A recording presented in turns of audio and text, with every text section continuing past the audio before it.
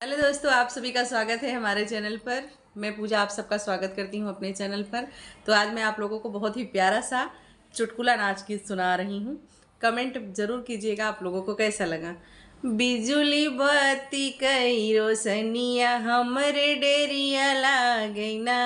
बिजुली बत्ती का रोशनिया हमरे डेरिया लागैना। सासु आई निहुरी निहुरी हम जाने कुकुरिया हमरे डेरिया लागैना।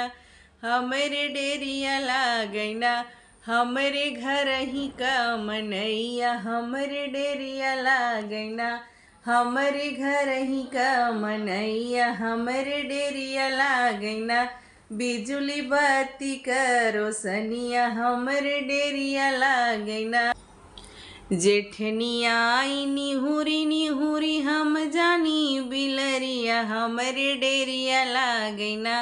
हमरे डेरिया लागैना। हमरे घर ही का मनैया हमरे डेरिया लागैना। हमरे घर ही का मनैया हमरे डेरिया लागैना। बिजुली बत्ती का रोशनिया हमरे डेरिया लागैना। बिजुली बत्ती का रोशनिया हमरे डेरिया लागैना। ननदिया आई निहुरी निहुरी हम जानी बिलरिया हमरे डरिया लागैना। हमरे डरिया लागैना।